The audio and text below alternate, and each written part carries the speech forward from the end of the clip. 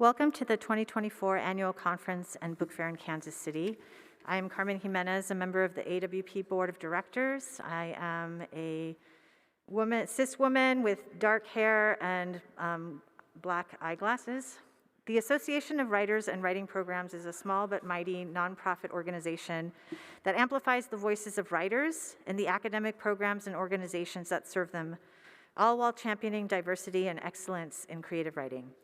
I'm a member of AWP's Board of Directors, but first and foremost, I am a member of AWP. Membership with AWP provides me with writing resources year-round, but just as importantly, it allows me to support other writers, especially those who are just starting out. My membership dues help writers find meaningful careers and publication opportunities and make services like the Writer-to-Writer Mentorship Program and the AWP HBCU Fellowship Program possible. If you aren't already, I invite you to become a member today. We are delighted to bring you this event. I'd like to acknowledge and thank all of our conference sponsors and the literary partner hosting this event, Red Hen Press. Our literary partners and sponsors allow AWP to present these extraordinary literary events and help us keep our conference affordable and accessible. Please join me in thanking all of our conference sponsors and partners for all their support and participation. Now, before we start, I do need to do some brief housekeeping. Please silence your cell phones. Remember, there is no flash photography allowed during the presentation. Respect seats marked as reserved for attendees with accessibility needs. Please give the authors about 10 minutes after the presentation to get to the book signing table before approaching them to have your book signed. Lastly, we ask that you please be aware of your fellow attendees who may have disabilities and help AWP be more accessible. Specifically, if you see a barrier to accessibility, let us know by calling or texting our accessibility hotline at 240-269-6635. Please also be aware of those with invisible disabilities and do not question someone's use of accommodation. Thank you, and now it's my great pleasure and honor to welcome Kate Gale, who will introduce this fantastic event.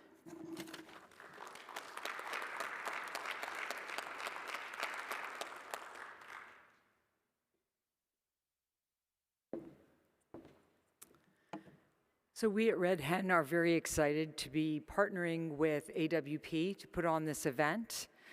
This event will be moderated by Red Hen's partner, Francisco Aragón, who runs the Letras Latinas Institute at Notre Dame.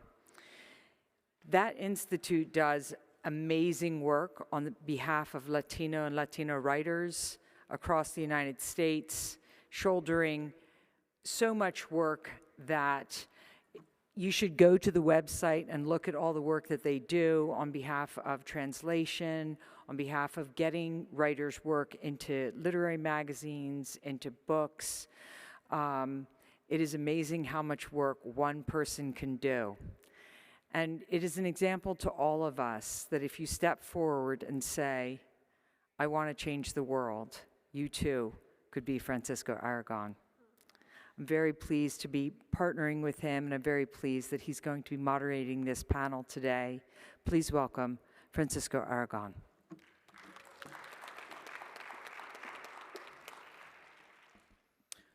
So I just want to offer a brief reflection after having taken a deep dive into the work of these wonderful writers before we get to hear them read from their body of work. In Close to the Bone, the penultimate piece in his story collection, Birds of Paradise Lost, Andrew Lamb creates a narrator whose sexuality is a point of contention with his immigrant parents, finally prompting him at one point to speak his truth publicly at the funeral of a beloved family friend who lost his life in the Iraqi war. In some ways, however, the story wasn't, given the title of this panel, emblematic of the collection. Rather, Birds of Paradise Lost felt like a moving, symphonic, oftentimes humorous portrait of the Vietnamese community in the San Francisco Bay Area. And then we have First Walk on Sea Ice, a High Boone-inspired piece from Elizabeth Bradfield's multi-genre, genre-defying volume Toward Antarctica, where ships somewhere north of Europe gathered ice like a hoarder does newspaper, stacked, falling, becoming architecture. The piece ends with a nuanced meditation on ephemerality. Someone brings out a tennis set. Play on this non-land as we haven't on the continent. Sure, our tracks will soon be gone. And yet, in a moment, you'll hear Liz read a poem titled Touchy, which consists of one semi-slender stanza, which brought to my mind, at least, and I mean this as a compliment, Tom Gunn's poem Touch, which I took as a subtle nod to what I'll call our queer lineages. One of the things that struck me about Jenny Factor's new Red Hen Press volume, which is coming out in September, Want the Lake, was its ample and ambitious range of styles and registers, from delicate first-person lyrics to persona pieces inspired by popular myths to domestic portraits of being a parent. It felt like a mid-career collection of poems by an artist, one of whose main tune, to quote her poem, Shiny Penny, life in its fullness finally comforts you. And unfortunately, we won't be hearing from H. Warren, but I wanted to say this about her Red Hen volume from last year, Binded, which points to the possibilities of compelling art that is at once unapologetically political while not relinquishing linguistic innovation. It's a volume that forges a sometimes startling alchemy of image and statement. And although we won't hear from H in person, at the conclusion of the three sets we're about to hear, we're going to hear a few of their poems so that they can be present among us. These remarks were my attempt to give you a brief glimpse of what has been an enriching last few weeks for me as I've taken a deep dive into selections from the bodies of work of our distinguished writers. Each of them will be sharing a sample of their work. Afterwards, I'll pose a few questions to the group as a way of creating a space for them to share with us their insights, not only on their work, but the subject matter that the title of our panel implies. And now please join me in welcoming to the podium in succession, first Jenny Factor, then Elizabeth Bradfield, and then Andrew Lamb.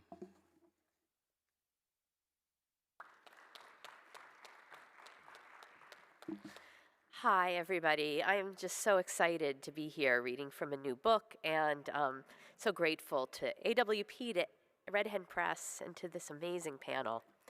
The first poem that I'll read is called What I Never Understood About My Mother's Body. What I never understood about my mother's body was how sweet she smelled after the bath, how the soft and cream of her gathered in the steam, pillow mirrors everywhere. Then she'd lift herself out, a moist, fertile mountain, high and broad and full of air, and then she was a drama made of hair, tugging the brush through thick dyed strands, the blower a hot wind, and me at the doorway wanting to touch it. And my talking to her, "Can I wear your dress one day? You know we're not the same shape." I was a sponge of love for her. I was wet, like I'd been dipped in the soapy sink, warm and wearing my coat of bubbles, thinking in the shapes and figures as children think. language a silken skein, impressions bouncing off streaming air, and again my mother at the table, and again me standing behind her chair, and the hairspray setting everything in place, the hairspray acrid and precise. Sometimes I imagine there was a ladder from my childhood to the woman I wanted to be, and I still walk around that old warm house looking for someone to hold it steady for me.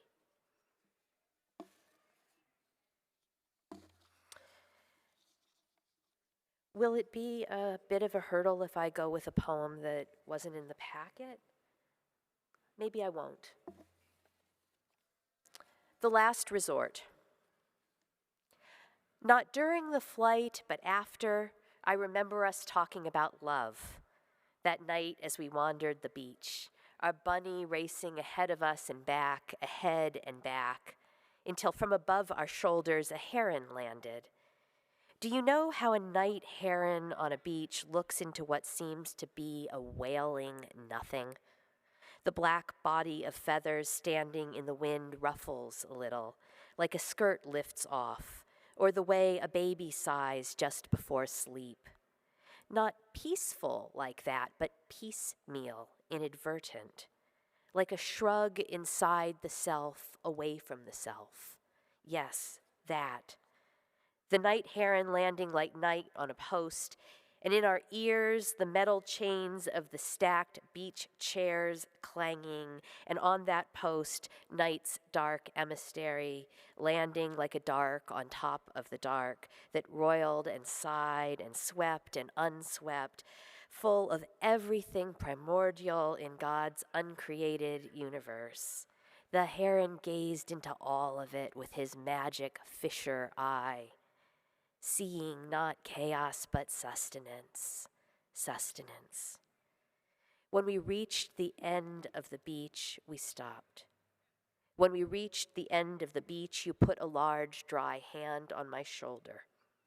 And I don't know why, but in the middle of that warmth, I felt such a deathly rage roil up in me, like a summer storm, hot and deep. And I don't blame the sleeplessness, nor the month we'd spent weaning, nor even how tenderness felt after such a long sorrow. It was just standing there beside the clean arrow of your goodness in the face of all that chaos, and knowing how I knew then that whatever I wished for, I could never save us from myself. And I wanted so much for those two young lovers to get away, for us to lift right out of our bodies and fly somewhere safe, somewhere like an island at 6 a.m. when the clouds lift up just a little and the day sings, when the sun could rise for us morning after morning around that little house of dreams where we first imagined we could become a family.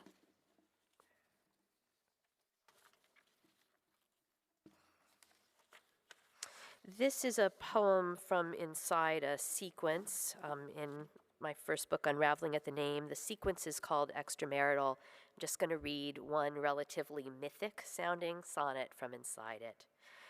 Now, what can we do for my pretty, you ask? Sometimes I touch my breasts and think of you. Sometimes, as if my body were your own private kingdom, I don't want my own hands to touch myself after you leave the room. It's like you lock me from myself by going away. I, half awake, half opened, I, inside my insides, am half awake, half opened. From your side of New York, the great woods, you check your shelf for potions, ivories, hair pieces, sleek combs to knit my hair around when you return. Oh, mistress, busy worldly woman, turn the bolt, return to me, set your combed nape in my lap, kiss me till the fine evening turns a deep flush, like your skin, mine. The last poem that I'm going to read is a bit of a romp. It's about my terrible problem doing laundry. I am not winning the laundry kindness thing. And this is for Marilyn Hoyt. For I have washed my jeans and new embroidered shirt. And the epigraph from this comes from the movie The Breakup. Jennifer Aniston says to Vince Vaughn's character, I don't want you to do the washing. I want you to want to do the washing. For I am a lout who does not do the laundry. For to please you, I've done the laundry. For I have washed your jeans and new embroidered shirt. For my sweater with them has infected your new clothes with dark blue measles. For they were sexy clothes and make you look tough and gentle, firm enough to unhand a man of his guns. For your new lucky jeans turned out not to be so lucky. For I was careless, Lord, I was careless. For I have rushed through the laundry. For I neglected to separate the whites from the darks, nor did I read the labels. For sometimes I'm just like that. For I have neglected, have been negligent. Lord knows I do not finish what I have started. For I have once again left you dabbing at the spots that I myself created. For love itself bleeds blue. For you, my lover, have the heart of a lamb. For when the blue sweater lay down with your new pants and the new embroidered shirt besides, there was a quick draw and much carnage. For this comes down, in fact, to a poem about the laundry. For there are always, you've told me, at least 8 loads, and that's not counting the towels, which are 2 loads, and the sheets that are another. For I am a woman who has tried to do the laundry, but I would not obey tumble, dry, low, nor wash separately. For lo, it is not enough to do the laundry. One has to want to handle each label like a blessing and press each precious cuff as if it were someone's heart. Thank you.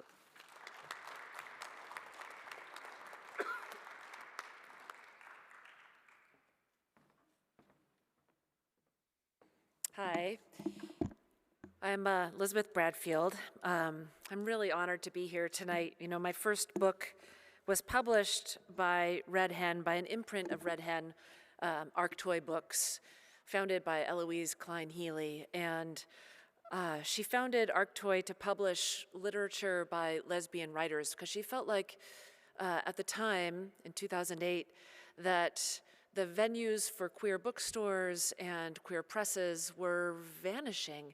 But I'm happy to say that I think they're still flourishing. And I'm so happy to be part of the family of Arctoy Books and of Red Hen, and to get to share time with these beautiful poets on the stage. But I'm going to read a poem first from that first book, titled Cul-de-sac Linguistics. And not that it matters, but maybe it does.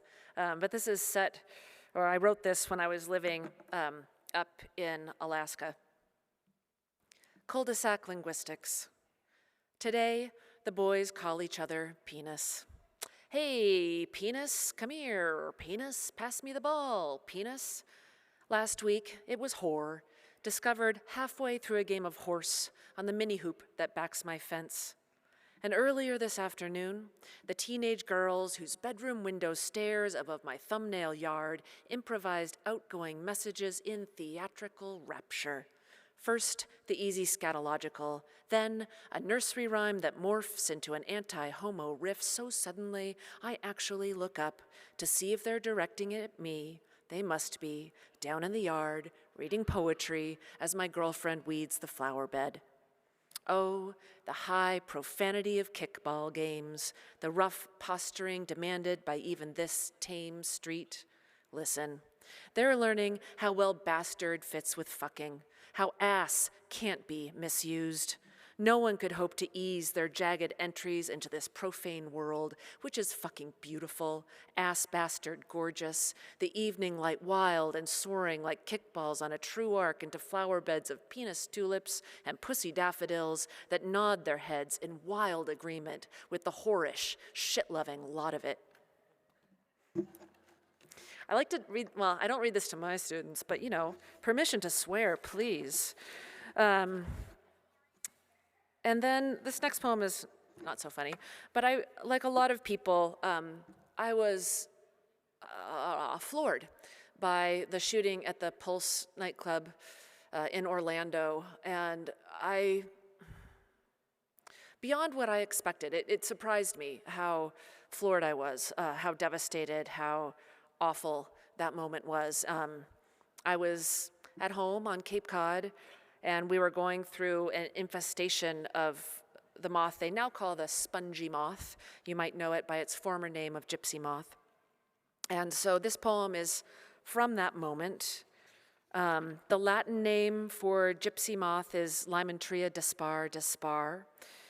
And what else should you know? Frass is the term for insect poop, for those of you who don't know.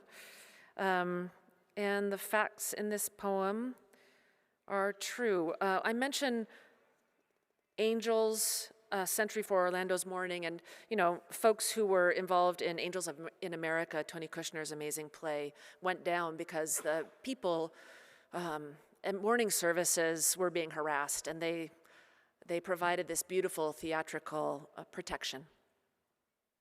Dispatch from this summer, Lymantria dispar. Frayed, moth-eaten, vulnerable, those Florida dancers gunned down, and my young self coming out dancing, and pathetic fallacy, dispar, crawls all over June's fresh oaks, gnawing them to a February canopy. The news, bad oracle, gnaws fact and rumor. Above, unrelenting mastication, defoliation, Lymantria, destroyer, all else gone, you hump up even the stiff needles of pines. What will happen come winter, no sun stored? Should we spray? Should we shun social media, avoid large aggregations? How hot the birds must be, now unshaded in their nests, guilty thrill of peering down on black-billed cuckoos calling. Other wings, the white towering of Kushner's Angels, Century for Orlando's Morning. We consider what it would take to pick the trees clean. Could we? The bark, the grass, the ground writhes. In a grove in China, a grim documentary, honeybees gone, people pollinate fruit trees by hand. I twitch away from one caterpillar dangling from its thread, hanging by the silk that brought it here to the New World, to Massachusetts even, because some merchant in 1869, while Grant took the presidency and Elizabeth Cady Stanton spoke before Congress, and the golden spike was hammered into Utah, and the South fumbled through what's called Reconstruction, thought crop, harvest, riches, and hoped the long, expensive trek to Mulberry unnecessary. We gnaw through news feeds, we post and share, unsure if we are offering or consuming. In the forest, a constant, heavy frass. On my side of the river, healthy trees, oak leaves thick and dark. In the dance clubs near me, there is dancing, but introduction, dispersal. In the week after Pulse, in Massachusetts, 450% more guns like that gun were sold. If you can stand to walk a narrow path through the leafless forest, you can arrive at a circle of water that will allow your body to be beautifully held, whoever you are. It's true, you'll have to return by the same path, go back through those apocalyptic trees. If I had waited a month to begin this poem, I would have begun with the re-leafing, fuzzed red growth in late July, white moth flutter among the trunks, not angelic, but like paper corners that escaped arson or accident. And, plastered to bark, the russet humps of eggs I scrape with a stick, vengeful, helpful, despairing, even as they are being laid.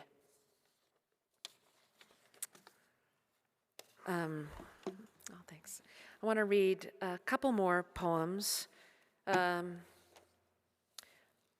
is a poem titled Sissy Fists, and I hope some of you have been to the Provincetown Carnival Parade. It's something. It's a lot of skin and glitter, and that's all you need to know, I think. Sissy Fists was my favorite costume of this year's carnival parade. Pink sateen shorts, pink boxing gloves, papier-mâché rock mounded in a small shopping cart. I could never be that witty about my burdens, not even if I tried real hard. He was gray, wiry, spine curved like he'd been taking a nap draped over a boulder. Sisyphus is such a dumb myth. The rock, the hill, pushing, repeat. Why didn't he just walk away? There must have been something serious at stake. In the parade, his laurel was of lamb's ears, his sash fixed by a gold brooch. Afterwards, we had one of our familiar arguments, and again, I knew I wouldn't be the one to leave. I like the rough of granite. It keeps my palms nice and smooth. I like the way it makes my triceps look after all these years. And I'll end with the poem that Francisco mentioned, the touchy poem, which was a pandemic poem for me. And I reference in the poem Stanley, and I'm talking about Stanley Kunitz. He has this beautiful poem, Touch Me. Touchy, we say, when someone's sensitive, so touchy, so dangerous and delicate and ready to tip. Touching, though, is sweet, and we are touched by the gift, the thought, moved into knowledge of care, if not love. Touching, too, means crazy, God-kissed, the brain lit otherwise. I hope we've all known someone who has got the touch, able to ease a knot, make any machine hum true, tone a string. And touch me, says Stanley, in the poem that always chokes me up, as if the hand of a wife would bring me back to myself or to the selves we both once were.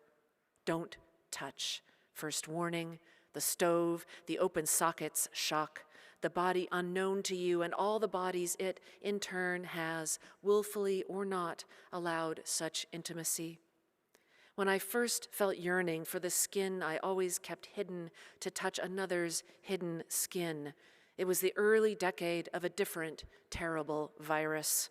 The danger was known and unknown both, and, in some small way, the risk of infection not unlike the risk of intimacy.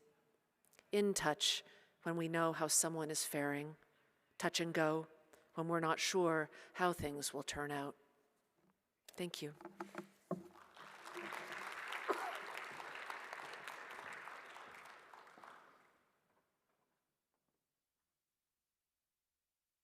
Hello, I'm honored to be here. I got here by way of Vietnam via San Francisco, so I'm a little bit jet lagging. But I'm gonna be turning to prose since I don't write poetry. I do write characters who are poets who write poetry, but so if it's bad, it's their problem, not mine. But I'm gonna read a short piece that I'm gonna truncate called Grandma's Tales. From Birds of Paradise Lost. So here we go. The day after my mom and papa took off to Las Vegas, Grandma died. Leah and me, we didn't know what to do. Vietnamese traditional funerals with incense sticks and chanting Buddhist monks were not our thing. We have a big freezer, Leah said. Why don't we freeze, Grandma? Really, why bother Mama and Papa? What's another day or two for Grandma now anyway? Since Leah's older than me and since I didn't have any better idea, we iced Grandma. Grandma was 94 years, 8 months, and 6 days old when she died. She had seen a lot of things and lived through 3 wars and 2 famines. She lived a full, hard life, if you ask me. And America, besides, was not all good for her. She had been confined to the second floor of a Victorian home as her health was failing, and she did not speak English and only a little French. French like, oui, monsieur, c'est évidemment un petit monstre. And no, madame, vous n'êtes pas du tout enceinte, je vous assure. She was a head nurse in the maternity ward of Hanoi Hospital during the French colonial time. I used to love her stories about delivering all these strange two-headed babies and the Siamese triplets connected at the hip, whom she named Happy, Liberation, and Day. Grandma died quite death, really. She was eating spring rolls with me and Leah was wearing this nice black mini skirt, and her lips were painted red, and Grandma said, "You look like a high-class whore." And Leah made a face, and she was preparing to go to her famous San Francisco artsy-fartsy cocktail party, where waiters are better dressed than most Vietnamese men in high-class status back home, and foods were served on silver trays, and there's this baby corn, duck pate, salmon mousse, and ice sculptures, and with wings and live musicians playing Vivaldi, so eat, Grandma, get off my case, guy, ain't no whore. It was a compliment, Grandma said, and winked at me, but I guess it's wasted on you, child. Then Grandma laughed, her breath hoarse and thinning, her deep wrinkled face a blur. Still, she managed to say this much as Leah was prepared to leave. "Child, do the cha-cha-cha for me. I didn't get to do much when I was young with my club food and the wars and everything else." "Sure, Grandma," Leah said, and rolled her pretty eyes toward the chandelier. Then Grandma just dropped her chopsticks on the hardwood floor. Clack, clack, clack. Leaned back, closed her eyes, and stopped breathing just like that. So we iced her. She was small enough that she fit right above the TV dinner trays and frozen yogurt bars that we were gonna have for dessert. We wrapped all of Grandma's 5'3", 98-pound lithe body in saran wrap and kept her there and hoped that Mama and Papa would get the "Mama, Papa, come home quick" Grandma's dead letter that we sent to Circus, where they were staying, celebrating the 33rd wedding anniversary. In the meanwhile, Leah's got a party to go to, and I got to meet Caden for a movie. It was a bad movie, too, if you want to know the truth. But Caden is cool. Caden has always been cool. Caden's got eyes so green they make you want to become an environmentalist. Caden's got this laugh that makes you warm all over. And Caden is so beautiful, a year older than me, a senior. The movie is called Dragon, starring this Hawaiian guy who played Bruce Lee. He moaned and groaned and fought a lot in the movie, but just wasn't the same. Bruce Lee is dead. Bruce Lee could not be revived, even if the guy who played him had all the muscles to crack walnuts with. And now Grandma was dead too. So Caden and I got home and napped on the couch, and Caden liked Grandma and Grandma liked Caden, though they had hardly ever spoke the other language, because neither one knew the other's language. There was this thing between them, like mutual respect, like one cool chick to one cool young dude thing. What's so cool about Grandma is that she's the only one who knows I'm bisexual. I mean, I hate the term, but I'm bisexual, I suppose, by default, because I don't have any preference and I respond to all stimuli, and Caden stimulated me at the moment. And Grandma, who for some reason thought Confucian borns and trained and a Buddhist and all, was really cool about it. One night, I remember we were sitting in the living room watching a John Wayne movie together, and Caden was there with me and Grandma while Mama and Papa had gone to bed, and Caden leaned over and kissed me on the lips, and Grandma said, "That's real nice." And I translated, and we all laughed, and John Wayne shot dead 5 mean old guys, just like that. But Grandma didn't mind, really. She's seen Americans like John Wayne shooting her people before and always thought John Wayne was the bad guy in the movies. And she's seen us all more passionate than a kiss on the lips and didn't mind. She used to tell us to be careful not to make babies, obviously a joke, because she's done delivering them. She also thought John Wayne was uglier than a water buffalo's ass, but never you mind. So you see, we like Grandma a lot. Now, Grandma's packed in minus 20 Fahrenheit, and the movie sucked. And on the couch in the living room, after a while, I say, "Caden, I have something to tell you." "What?" asked Caden. "Grandma's dead," I said. "You're kidding me," Caden whispered, showing his beautiful white teeth. "I kid you not," I say. "She's dead, and Leah and me, we iced her." "Shit," Caden said. "Why?" "Because she would start to smell otherwise, duh. And we have to wait for my parents to perform a traditional Vietnamese funeral." We fell silent for a while then, holding each other. Then Caden said, "Can I take a peek at Grandma?" Sure, I say, sure you can. She was just as much yours as she was mine, and we went to the freezer and looked in. The weird thing was the freezer was on defrost and Grandma was nowhere in sight. There was a trail of water and saran wrap leading to the freezer, from the freezer to her bedroom though, so we followed it. On the bed, all wet and everything, there sat Grandma counting her Buddhist rosary and chanting her Diamond Sutra. What's weirder still is she looked real young. I mean, around 54 now, not 94. The high cheekbones had come back, the rosy lips. When she saw us, she smiled and said, "What do you say we all go to those famous cocktail parties that lady has gone to, the three of us?" Now, I wasn't scared she'd be my grandma and all, but what really got me feeling all these goosebumps on my neck and arms was that she said it in English. I mean, accentless California English. I mean, the way Mrs. Collier, our neighbor, the English teacher, speaks English. Me, I still have an accent, but Grandma was like that of an announcer on NPR. "Wow, Grandma," said Caden, "your English is excellent." "I know," Grandma said, "that's just a side benefit of being reborn. But enough with compliments, we got a party." "Cool," Caden said.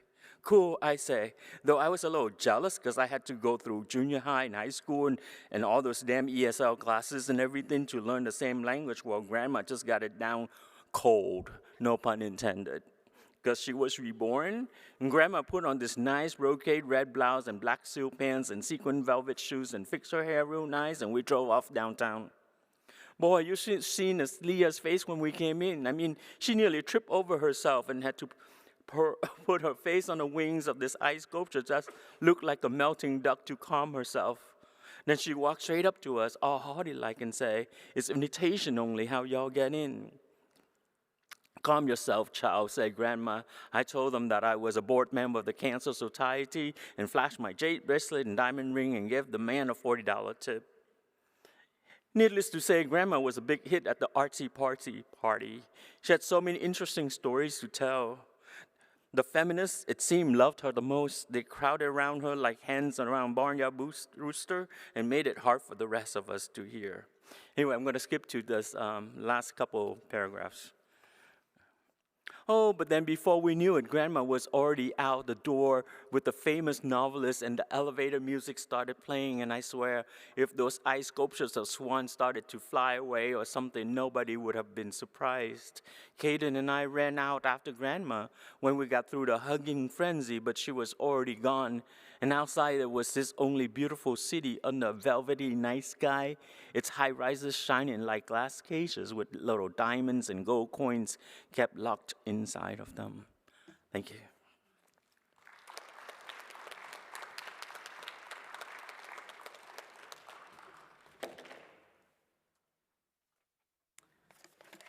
Thank you all very much.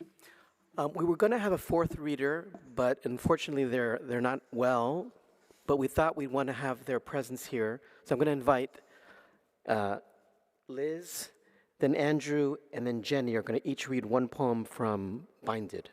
So Liz.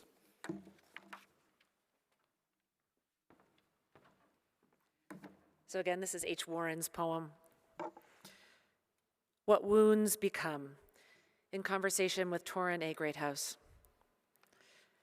A ghost still living, a ghost still living, living still, a ghost, drones from the drain of my mouth, from the drain of my mouth, from my mouth, ghosts, still living in the noise of a new vocabulary. My mouth still speaking, a still vocabulary, much like drones. What becomes of a ghost still living in the noise of my vocabulary, in my body, boy, in my body, girl, in my body, ghost.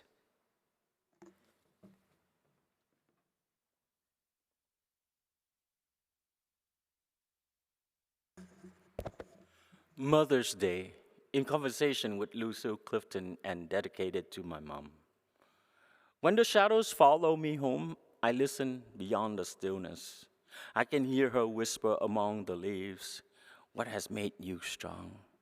A sensitive skin, unconditional birth, warm moon, round face, the tan of the sky, a lineage of fire.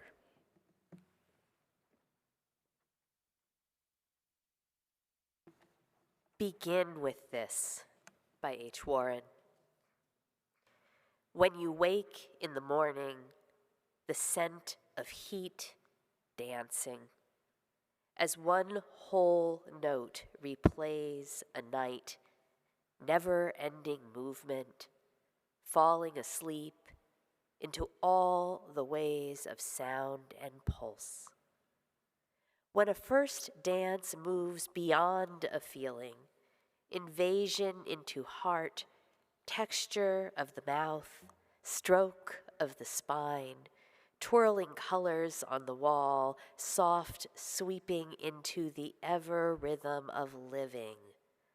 Love is listening and laughing and asking questions, and taking party lights and music very seriously, gathered bits of song tucked away in the north, what will sing of home, a room full of steady humming, sleeping dog, vinyl record, fat tire bikes and transparent bibs, ready for the belly of winter and patient mountains, bark-stripped bleached trees, wrapped with lights in handfuls and hand-filled walks, where the dilapidated pier holds you safe in the pitch-black night. When you sing of home, sing about sailboat pants and where to find them, about poutine and rolling farmlands on a rickety old bus, secret shows and the enchantment of each other, the whistling tune of snowdrifts that will never break you. When you sing of home, begin with this.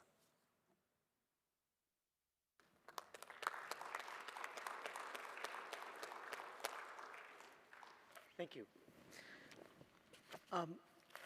So in my opening remarks, I intimated that your respective bodies of work, the selections I read, did not seem to necessarily foreground your queer identities. And yet I was struck by the opening piece in Andrew's collection, Love Leather, which I thoroughly enjoyed for its use of what I'll call a playfully transgressive BDSM lens in its treatment of the entrepreneurial spirit of its immigrant characters. And yet the pieces in the rest of Andrew's collections are very different, such as the lovely, funny story we've just heard. So I guess my question for the three of you is, how have you each navigated over the course of your literary trajectories your treatment of LGBTQ+ identity? How has it evolved? Please share your insights as it pertains to your work. Do you embrace it? Do you resist it? Is it somewhere in between? I guess I've been optioned first.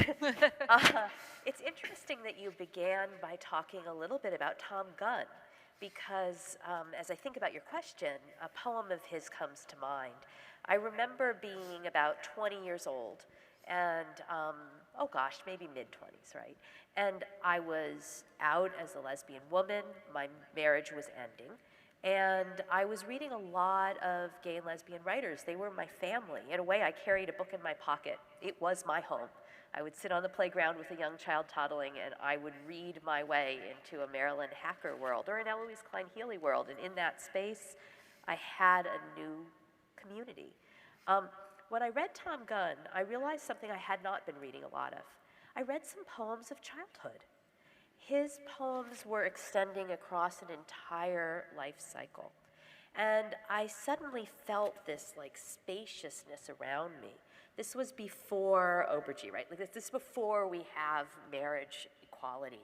And so much of the identity poetry I was reading was written into a political space in which we needed to push. And in Gunn's work, I read an entire life, and I thought, this is where I want to be. I want to push, but I also need the space to be whole inside of. I can't just breathe in the space of against. I need to breathe in the space of love, in the space of for and with. You know, I think poems of mine that are gayer and less gay.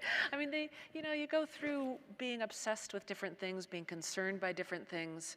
For me, the gayest poems, I suppose, so far, really are in my first book, and a lot of that was written when I moved from Provincetown to Anchorage, Alaska.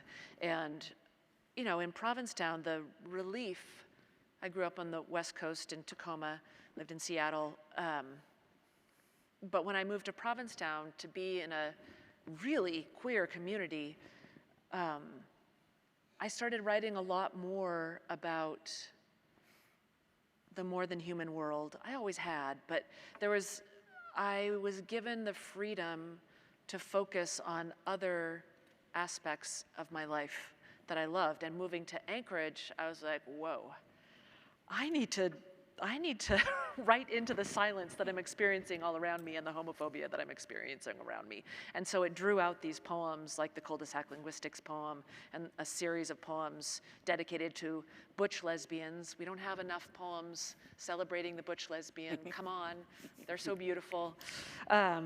And so that was a lot of fun. And since,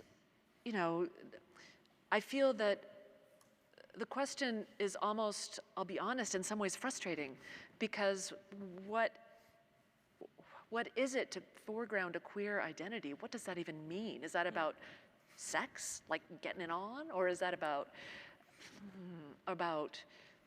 experiencing prejudice or difficulties with family? I mean, these are the things that we are more explicitly queered in our lives, I suppose, but I feel like one of the things in my work that comes from my queer identity, and a lot of my work has to do with how we as humans look at the more than human world, the human selves we bring to that looking, and I feel like the voice that comes through in some of my poems, which is sometimes a little snarky, maybe a little arch, there might be a raised eyebrow in there, a little suspect. That, to me, is a queer identity that questions the conventional and that questions, are you really seeing what you think you're seeing?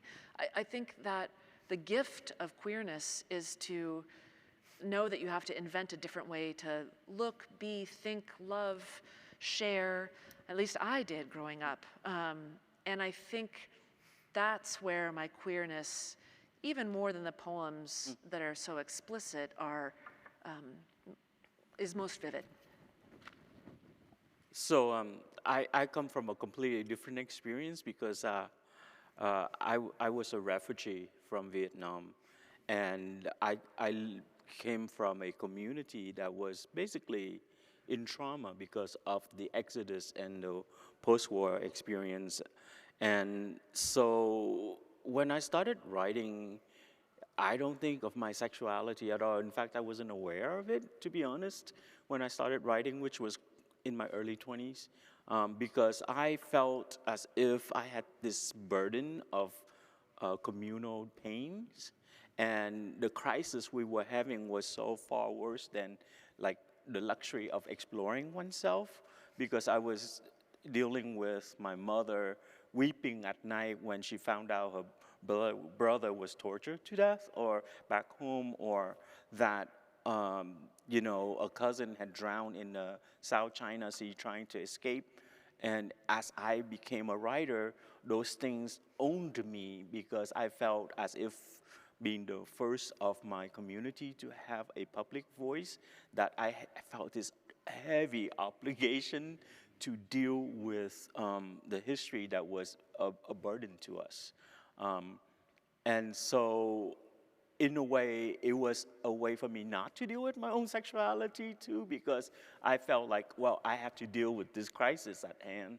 But as I became more mature as a writer, and the more I feel like language should be more free to express than simply telling the story of my people, then I started exploring literature that was more close to my own personality and humor, and slowly moved myself out of like, I need to tell my community story, to I'm exploring who I am. but it took a long time. It was not overnight. It was a matter of decades. And the next book that's come out is going to be really gay. But and it was written already for many years, and I had to wait for my parents to die in order to feel free enough to express myself, because I come from a country and a community that emphasize on harmony and save face, and so because I love my mom and my dad, and I feel like in some way I honor them by not speaking up, even though I want to, or slowly speaking up. And now that they're gone, it's almost like, well, okay, I'm just gonna let it all hang out. And so I think I'm a lot freer, and also because, as you probably know, the Vietnamese community, the last 10 years have experienced this renaissance of like an explosion of writers and poets and artists. And so some of them carry on the burden of telling the history, and some of them are exploring the individual selves. And what it is it also free me from this idea that I have to carry like atlas of the history on my back, you know, which is, you probably will see it from my first book called Perfume Dreams, because it's about my story in a midst of a history that is overwhelming, you know. And now the next book called Stories from the Edges of the Sea is all about love, loss, and lust. So, you know, I feel a lot freer to say those things now. Thank you. Okay.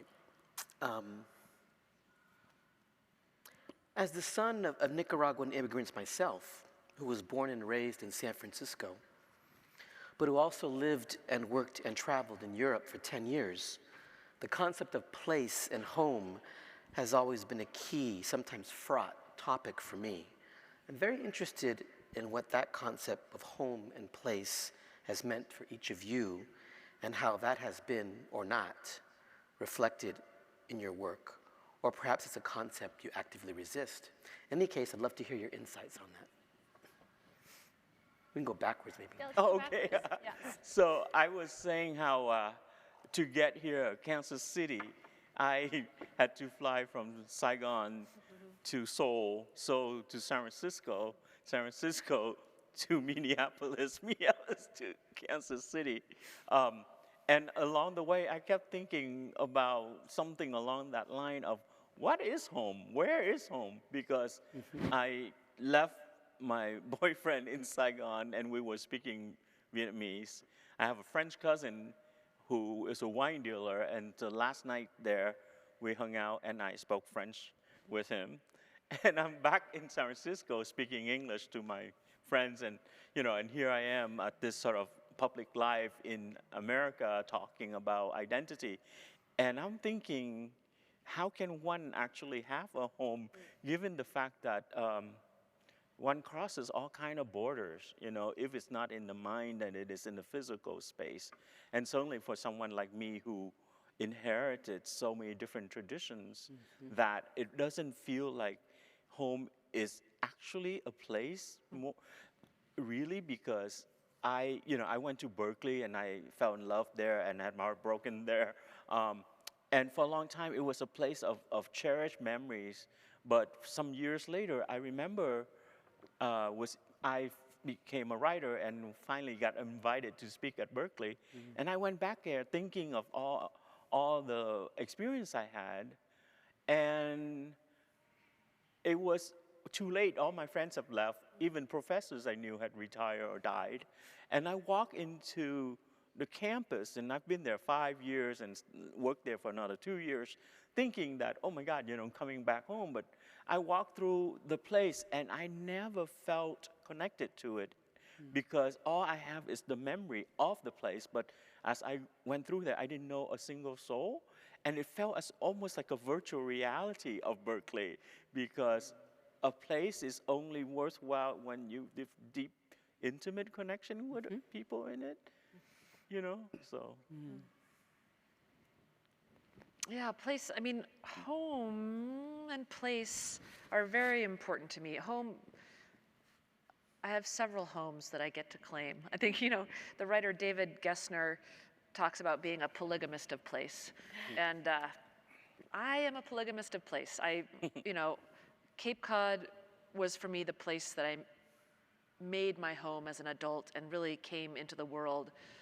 I mean, I was out before, but where I became my adult self in a queer community, and the home that shaped me in so many ways because of proximity to water, because of red cedar trees, the Pacific Northwest.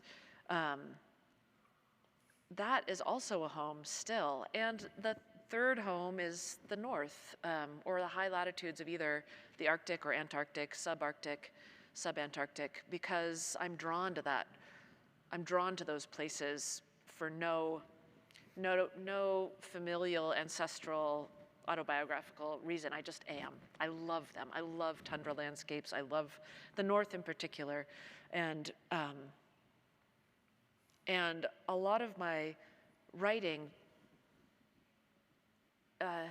places central to it, because I work as a biology field assistant. Also, natural history is something that's as foundational to me as poetry. And so being in a place, the first thing I want to know is who's here. And I mean my friends, but some of my friends are trees, and some of my friends are seals, and some of my friends are turtles, Not all my friends are human. And so knowing a place, knowing who lives there, human and more than human, is incredibly important to me. And seeing those connections and seeing how human history and natural, cultural, ecological histories intersect and collide is endlessly fascinating to me and is the core of everything. I'm finishing up this manuscript that's looking at, which I read a few poems from it today, whatever it is, looking at communication over time and distance, and how do we hear other lives? How do we understand other lives through our own, limiting senses? And I mean other being lives, not just people, right? How do we understand a whale's life? How do we understand a seal's life, an albatross's life? And I'm really curious about that and trying to extend, this is getting beyond home, but place, belonging, connection, displacement, and the importance of that, safety, precarity, I don't know, all of that is really interesting to me and is tied up in home and place. These are such exciting answers. It's great to get to go last. I really like this spot. Liz, I've always admired the sense of place in your books. You seem to be able to make yourself at home in so many different places. And hearing you think about so much of the world around you as friendships in a way makes me wonder whether it's the radical empathy that allows us to see what's around us, where we come from and where we're going. I don't know. Yeah, John, is it because you feel safe enough to do it, or because you're desperately seeking connection in order to feel safe? And I think it can be either. And I kind of wonder, in a way sometimes whether the tension in a poem is the hopeful thought that the person we're speaking to will understand, and the frightened or suspicious thought that they won't. Or that they will. Or that they will, right. Or that they'll understand more than we meant. Yeah. And which is actually there, right? Like, the problem with what you said is, both and. John Haynes has this awesome essay where he talks about mythic territory. Have you ever read that? Yeah. And I always think there must be a mythic territory for each of us. And growing up in Los Angeles, I always felt like I was displaced because the national story we tell about winter is snow. And the national story we tell in Los Angeles about winter is also snow. But that is not what a child sees around us. I don't know. Home is really complicated in a lot of really good ways. I like to add, though, that as a writer, I always felt that I have to tell story to be at home. Because when I first came to America, I didn't speak English. And yet I had come from a war that's kind of well known in American memories and imagination. And so I remember in 6th grade, which much similar to the short story in the book, trying to tell people what my house looked like in Vietnam and what the war was like, and I drew it, you know, on the blackboard, and my friends were telling me the words like helicopter or hat or rice field or whatever, and I was learning these words from them. But I thought about it over times, and I realized I was trying to make a new home, because the more story I tell, the more I feel at home because you understand me. And oddly enough, it was the same way as when I went back to Vietnam, because you cannot go home again, except for you can go to a place that used to be your home and try to tell your story to those who don't understand of your odyssey. And so then you build a new home by telling pieces of fragments of your life to somebody who knew nothing about the outside world. And that's why I felt like a house is built by language and by story. I have a wonder about that, which is about this idea of the people we're talking to, whether they understand us, whether we're building a space to live in when we speak with them. And I kind of wonder about happy poems, you know, poems that come from a really happy place when you're happily in love and the person that you're thinking to gets you. I wonder if too steady of an interior gaze makes it harder to talk, and that it's sometimes almost helpful if there's space to cover. I don't know what the connection to happiness is, but I think that it's in happiness that I feel most understood, most fully received as I meant myself to be, most clear to myself. And I think I've written best sometimes when I was less clear to myself.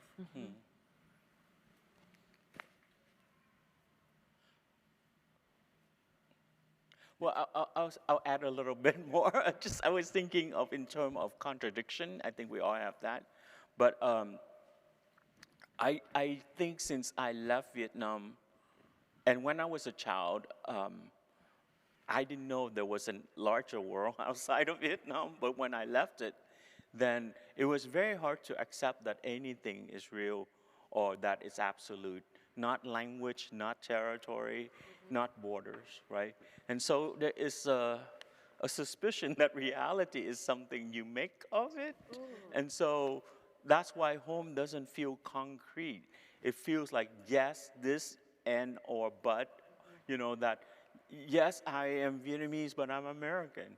Yes, I speak Vietnamese, but I am more fluent in English. Yes, I can be there, but I can also be here, you know. And so this contradiction of not accepting absolute is probably the modern condition of being human. But for me, especially someone who was a migrant who's forced out or a refugee, is that I think Salman Rushdie says it makes reality suspicious, you know, and I think that's why I don't have an absolute sense of a place, except for it's full of contradiction.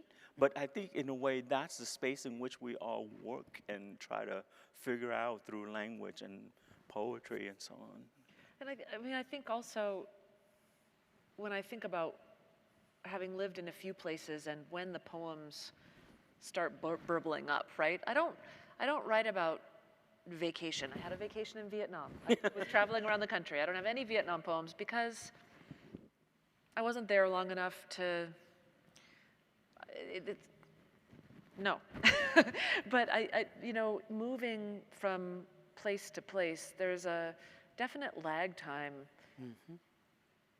to arriving somewhere, figuring out what you miss, what's new, what you really understand about this new place, what you really don't understand about this new place. That sense of yearning, understanding, that tension between arriving and really arriving, or leaving and really being gone. I think that's a really interesting dynamic too. Maybe we write to bridge those, mend those, create those, I don't know. Well, there is also a matter of present and past in a sense. I mean, my sense of Vietnam as a child is absolute and it's magical even during wartime. My sense of Berkeley and how I came to my sexuality, I mean, it's almost etched in stone in the room. It's almost Giovanni's room, where like, I remember what the curtain looked like, what's on the shelf, right? The music that was on. And that room to me is more real than if I were to visit it now. You know what I mean? Because of the experience that had happened in that space, in that time. So I carry this sense of home more concretely after I have moved out of its time zone. Yeah. But when I go back to a place, it's almost like work, because I need to somehow accept that reality and have to root myself into its modern time, whereas my sense of home is much more beautiful and clear of something that I had experienced, but it's no longer a physical space. I'd like to close by asking you, you began speaking a little about Marilyn Hacker. Lineages, I'm curious to know who were some of the touchstone writers, who they were for you, or books, or works, or poems, or stories, as you were forging your own identities as writers. Hacker. Yeah, certainly Marilyn Hacker and Eloise Klein Healy for me. And David Lehman was a wonderful mentor in graduate school for me. Seamus Heaney as an undergraduate. Yeah. It's almost like there are different categories of these lineages, right? There's, for me, you know, Mary Oliver, absolutely. Weirdly, like most of mine are lesbians, and not all of them are known for their outwork, you know, Mary Oliver. Linda Beards, just an amazing, deep, nuanced, lyric poet. Elizabeth Bishop. But then also hugely for me in terms of swagger, dyke swagger, you know, Peggy Shaw and Rebecca Brown and Dorothy Allison, these bold, incredibly brave voices that were just doing it anyway. You know, that I love those dykes. I do. So my first book, Perfume Dreams, was the foreword was written by my mentor, Richard Rodriguez, and Richard basically, you know, took me under his wings when I first started writing, and threw books at me because I didn't read that much before. I was a biochem major at Berkeley, and then so he, you know, I was reading Tom Wolfe and, you know, Didion and Baldwin, of course, spoke to me the most, but all of them taught me something. You know, and then I love Marquez just simply because I thought he was such an amazing voice. But I love Ishiguro. I love, and my reading is kind of eccentric. I just love whatever I love, you know. But certainly Richard taught me this thing called literary journalism, which I didn't know existed. And certainly that was the practice I had for many years as a writer of nonfiction. It's interesting how all that changes too, right? I mean, the people I listed were early formative influences, and you know, I list them and I love them. I think they're amazing writers, but boy, are they white, you know. And I think as I continued, you know, reading and growing and searching, and you know, that is not the case now. But it's interesting to look back on those early influences and to reflect on why those voices then and what was being available to you and what, I don't know, it's interesting to think about the path that led you to figure yourself out. We've got 5 minutes. Is there a question that remember at option number 4, if there was a question that any of you wanted to pose to the other two? Yeah, sure. Well, one of the things that I found that was a powerful element of my culture, which is, you know, very conservative and that really suppress voices, and that's the element of shame. And shame works in a way that it takes away your tongue, you know, and the only way that you can begin to voice yourself, like Oh yeah, Maxine Hung Kingston is also my mentor, by the way. And she is the one, in Woman Warrior, basically spoke up, right? And so, and for me, that's certainly true in terms of slowly, acknowledging who I am and so on. Is that I wonder if shame is a powerful element in your culture or your background, because it's certainly true for a lot of Asian people who can never overcome it, I have so much guilt and shame. Okay. So much. And I wasn't raised religious at all. Like, I don't know where my Calvinist whatever came from. It's mysterious to me. But yeah, shame, I think it comes from perfectionism. Not ever being able to be perfect and wanting to be good. But yeah, shame is a really silencing emotion. And I think the shame I have is not about queerness. That I feel no shame for, but I have a lot of other shames, and I will not share them. Okay. And I feel so strange. I'm a shame junkie. I didn't know how deep it ran for me, that it can be a socially anxious feeling that makes me low for a half a day, walking around muttering, "It's okay, Jenny, it's okay, sweetheart." If you ever hear me doing that, I'm having a shame moment. But I had this incredible, transcendent experience at a concert around the time I realized that I could see and feel how I carried shame in my body, that we all do. And I had this almost supernatural feeling that I could look around and see and name where each person held it, whether it was their shoulders or their stomach or their throat. And I suddenly felt like it was in fact the best thing ever, because it brought us to each other in ways that bridged absolutely everything. And that if I could think that I was standing beside people who had that with me, wouldn't it be amazing if we could find the art that lived between us there, So I'm not sure what shame will give me, but I do think it's a gift. We're out of time. Thank you. Yeah, thank you both. Thank you all.